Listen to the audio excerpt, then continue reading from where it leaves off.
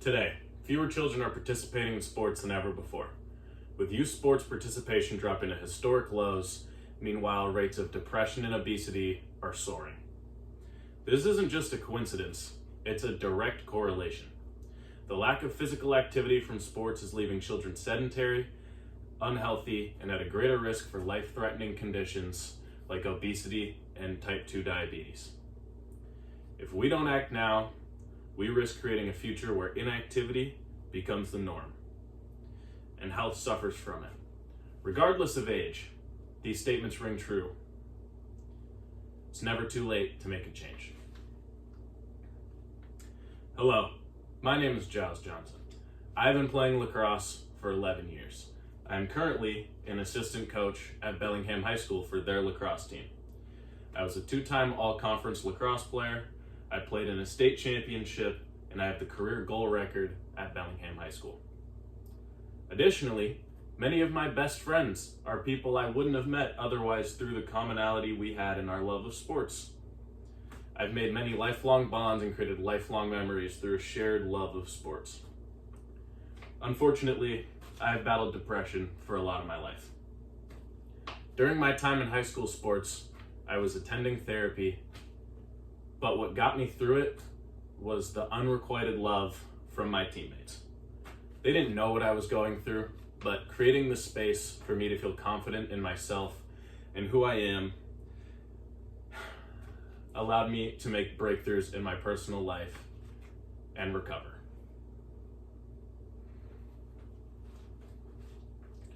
With increasingly sedentary lifestyles, exercise is becoming a more sparse hobby among Americans, leading to a multitude of health struggles.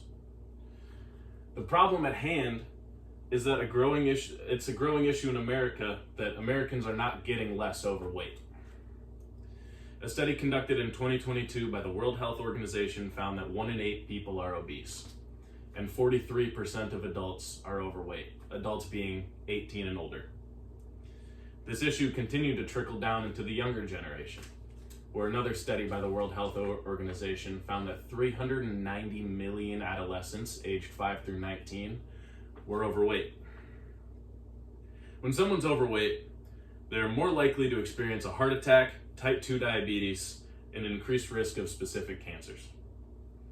Comparatively, rates of depression in these same age groups have been on the rise. An article by Single Care reported adolescents aged 12 through 17 had a 14.4% documented cases of depression, the highest among all age groups. Next was young adults aged 18 through 25, coming in at 13.8% documented cases of depression. These rising rates of depression directly coincide with the rising rates of weight gain among these same age groups in the United States.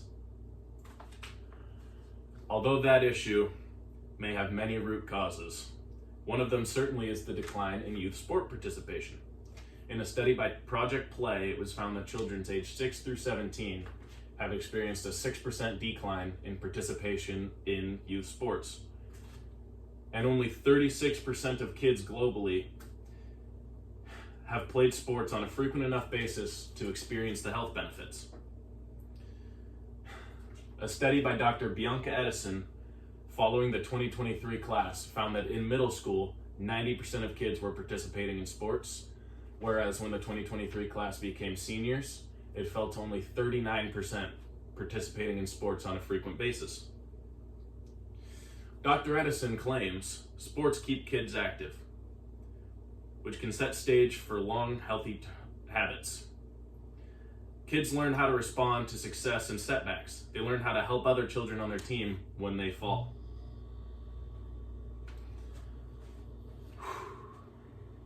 Now that you've heard the pressing issues of rising obesity and depression rates among youth and the declining sports participation, it's clear that these problems are interrelated and deeply impact the health of the younger generation.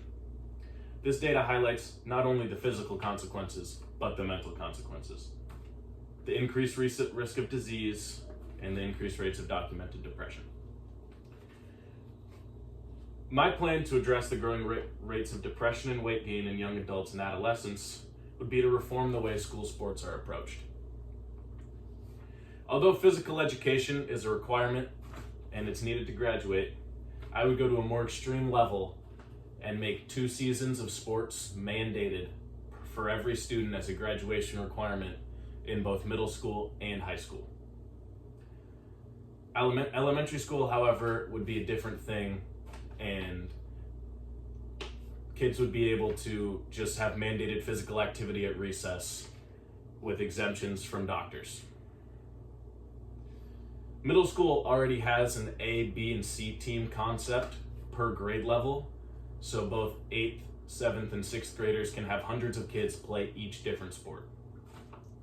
High school, however, fosters a more competitive sporting situation where varsity sports are less about inclusivity and more geared towards winning.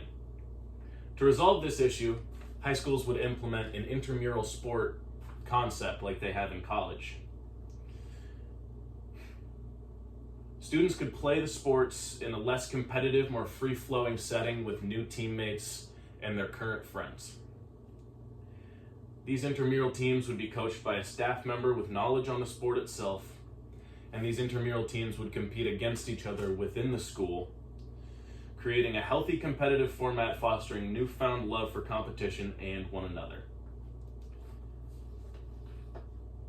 Although this feels like a pretty foolproof plan, I would say there are a couple objections. One objection would be that kids might not want to play sports. Another objection that there might not be enough room in the budget to support newfound intramurals to support every kid.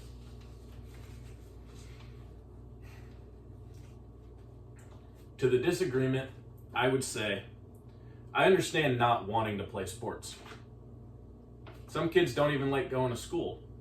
It'd be hard to mandate something that they don't want to do on top of something they don't want to do.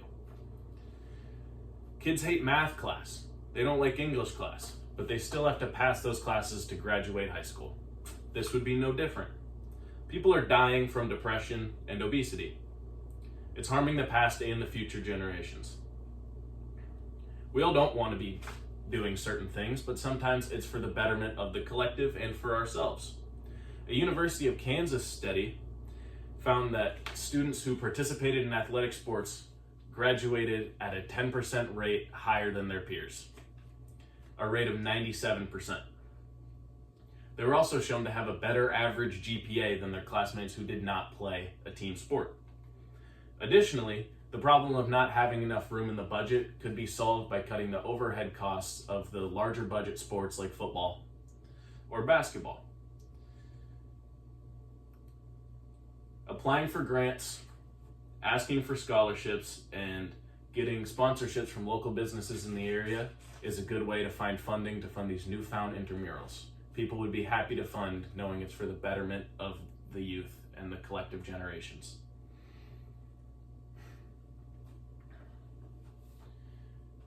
Now that I have explained my plan to introduce mandated sport participation in intramurals into high school sports, I'll discuss the benefits it will have on the affected individuals. The issue of obesity would be decreasing because of the consistent physical activity they'd be going through. An article by Scripps suggests that sports get kids up and moving, with benefiting to their cardiovascular health, burns calories, raises metabolism, and improves strength and mobility. Furthering that statement, the decrease in the adult obesity rate would be seen. Another article by Scripps indicates that playing youth sports also supports long-term exercise habits. Adolescents who play sports are 8 times more likely to stay active at age 24 and on. The issue of the rising rates of depression would be nullified. A study conducted on over 3,600 applicants by the ISBNPA found that students who enrolled in sports reported higher self-esteem and fewer depressive episodes overall.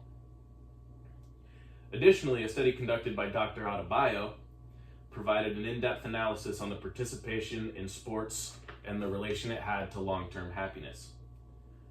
Dr. Adebayo found that the analysis suggests that people who involve themselves in sporting activities every day have the highest level of life satisfaction, whereas people who play sports average of 2 times a week had the second highest life satisfaction, and the lowest overall life satisfaction of the group she tested was the people who only played a sport once a week.